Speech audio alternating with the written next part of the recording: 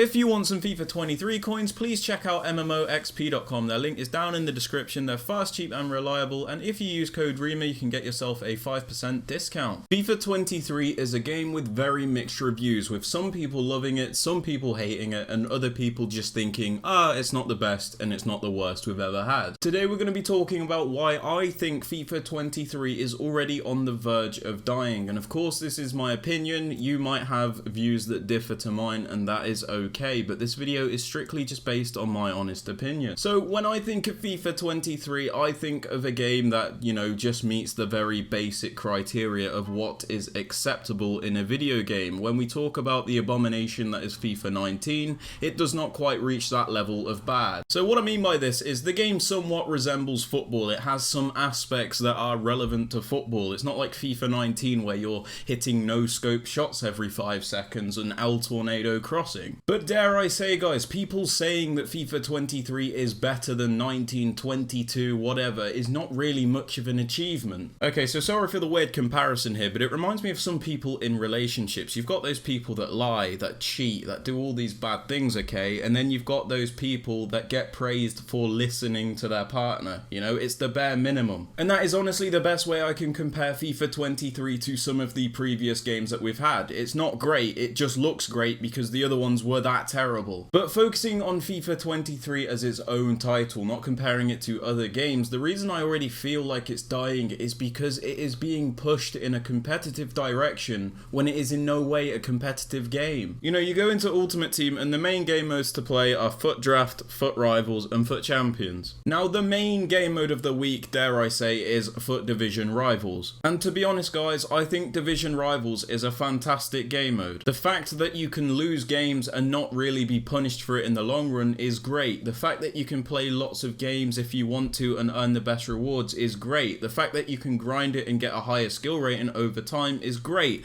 The fact that you can lose a game unluckily and then go ahead and win 3 more and be better off is great. But when this is the main game mode for your players to play, most who are just casual gamers, it is not a fun experience. So let me elaborate. This game is being pushed as competitive. The main game mode for people to play is Rivals, of course, and I've just said it's an okay game mode in structure, but the game's just not competitive as a whole. FIFA 23 has so much randomness and RNG and inconsistency that it just does not make for a good competitive game, and with Division Rivals being the main game mode, of course it's not going to go well. We're talking about a game that relies on so much assistance from a computer in order for it to play out. Passing is assisted, defending is assisted, goalkeeping is random, you never know if you're going to score when you shoot. Even if you work the same angle over and over again, it'll be a different outcome most times. The point is, the main game modes are competitive game modes without the game in any way being competitive because there is such a low skill gap in this FIFA. And then moving on to the next game mode, you've got Foot Champions, okay? A failed game mode, dare I say it. But it is still branded as a competitive game mode. So Foot Champions essentially works with a random matchmaking system despite it being branded as a competitive game mode. Now it doesn't take a genius to tell you that this does not work, because somebody could go 20-0 getting easy opponents and then somebody could go 16-4 getting harder opponents, but all that matters is the 20-0 record. Foot Champions is also a terrible game mode because if somebody beats you luckily, which can happen in FIFA 23, with the inconsistencies and the RNG, there is no way for you to recover that game, and it gets you frustrated. In a game where the skill gap is really high and the better player wins every single time, this game mode would be fine with better matchmaking, I guess. But in FIFA, it's just a big no-no. And then the other main game mode we have is Foot Draft, in which you have to pay to enter, and then you get random players in your team to earn some rewards. Now, I actually really like Foot Draft as a game mode, but the fact that you have to pay for it puts me off a lot of the time. As I'm sure many of you will agree, Foot Draft is probably the most fun game mode in Ultimate Team because you can hop in, use different players,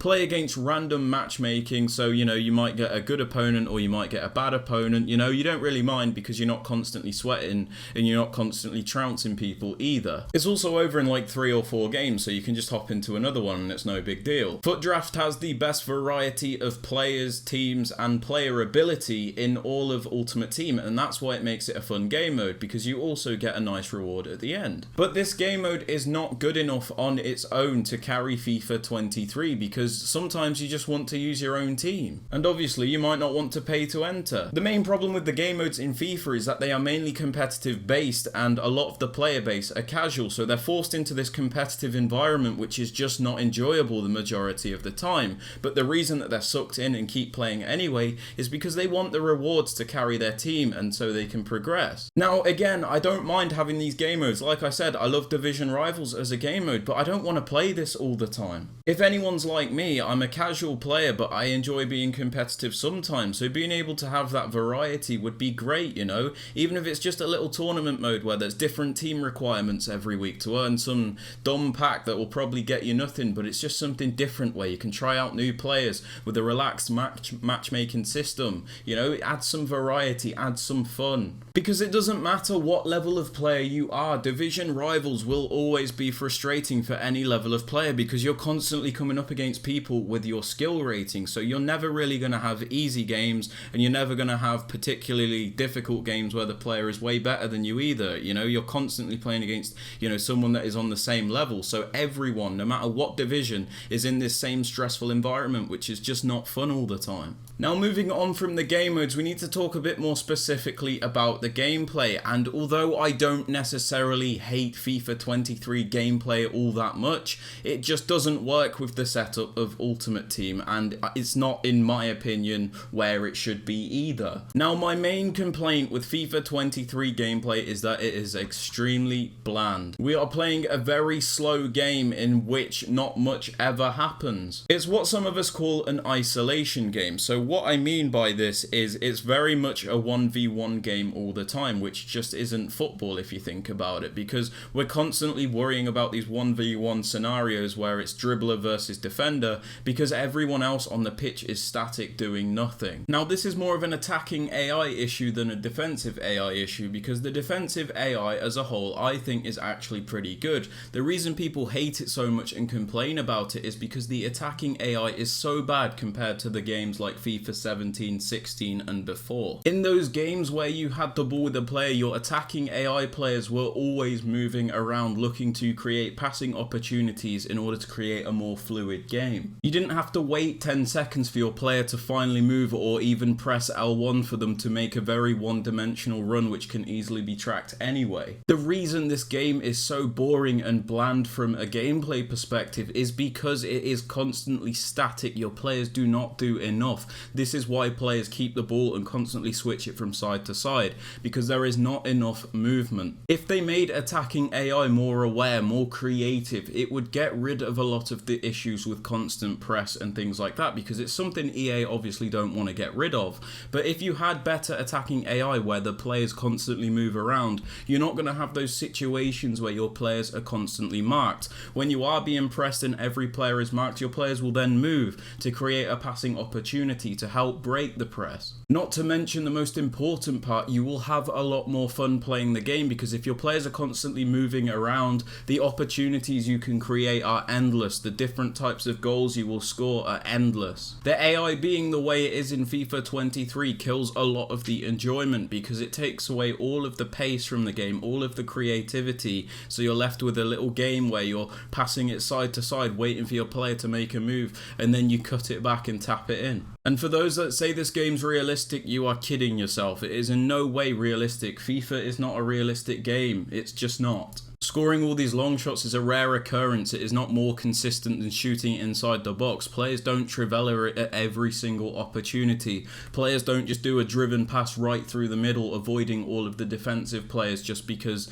you know, it can. People don't constantly do over-the-top through balls that are perfect every single time. So just remember, guys, there is a difference between a game being slower and a game being realistic. FIFA does not meet the criteria of realism because it's just not realistic at all. It does not match what football is in real life. Another reason FIFA 23 gets boring for me is because the passing is way too assisted, and I'm not talking about going from player to player. I don't mind that. I'm talking about the way it will correct a pass in order to avoid a player that is intercepting a passing lane. You know what this game will do is if you cut a passing lane and then you play it through that lane, even though it is blocked, instead of the player getting the ball, what it will do is it will pass it around the player that is meant to be intercepting, and the receiver will move into that position to get the ball, so that it doesn't matter if you cut a passing lane, because it doesn't get intercepted anyway. It removes all element of skill and makes the game completely random and assisted. If you cut a passing lane, you should win the ball. That's just how it works. The fact that the game corrects these passes even though the player that's making them knows that the lane is blocked and it still goes through, it's ridiculous. It shouldn't happen anytime. Not to mention, it's very hard to differentiate between ground passes and through balls now. It doesn't really matter which one you press most of the time, because if you do a ground pass,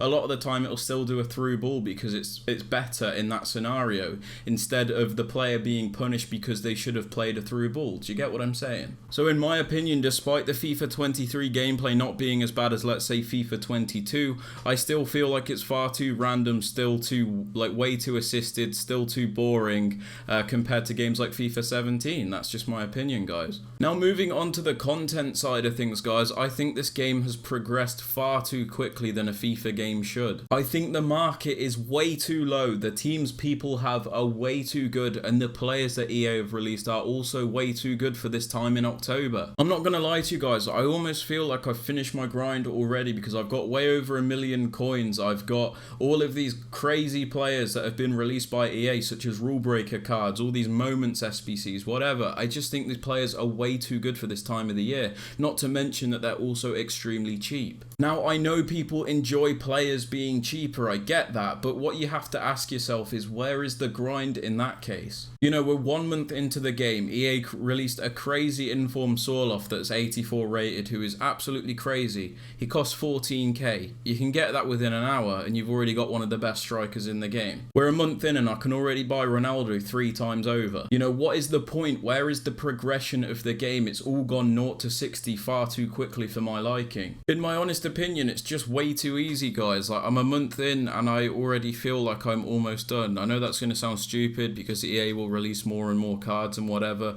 but it's just a gimmick, you know. They're all going to be dirt cheap. You can just buy them anyway. None of them have any value or grind to get. You know, it just feels like it's a free-for-all, if you get what I mean. As much as people like these players being cheap, it just does not make the game healthy, because there is literally no grind aspect at all. You know, it gets boring, it gets stale, because, you know, give it a couple of months and you guys will be sick of the game, because you're already like, well, I've already got the best team. I don't really enjoy playing the game that much, whatever. And it's like, what's the point in playing anymore? Because you don't have to grind for a good team. You don't have to play for rewards because you've already got the team, that kind of thing. It just feels a little bit stale already. Like, nothing you get feels like you've earned it. Do you get what I mean or not? Now, the market issue is something that is debatable between whatever type of person you are, but for me, it takes away a lot of the fun of the grind throughout the year, because I already feel like I've progressed way too quickly in October. You know, this game's got to last till next August. All these things I've mentioned in this video combined just don't make for a fun experience throughout the year. I'll be honest, guys, this game honestly feels like it's falling off already, because there is just nothing to it, really. EA are just releasing crazy cards that are super cheap, and, you know, over the months it's just going to become stale and boring. That's going to be it. People will get bored of abusing the meta. People will get bored of using super meta teams. They'll be like, what's the point? There's nothing left at this point. Whereas if people actually had to grind to get the players they wanted a little bit more, you know, whether it be that the players cost a little bit more, whatever, it gives people more of a reason to earn these rewards throughout the year, because they feel like they're still progressing to something. At this point, I don't really feel like I'm progressing, because I can almost buy any card that I want to already, and I haven't spent any money at all. In my honest opinion, the game just needs to be a bit more of a slow burn so it actually lasts throughout the year. But yeah, that's just my thoughts on why this game is dying sooner than usual, in my opinion. Like I said, this is all just down to my opinion. You guys might have differing views. I'll be happy to hear them. Just keep it respectful in the comments. But yeah, that is everything for the video, guys. I hope you didn't take it as a hate video or a rant. I was just expressing my views on this game, because despite everything I've said, I don't think it's terrible. I'm still still kind of enjoying myself and whatever.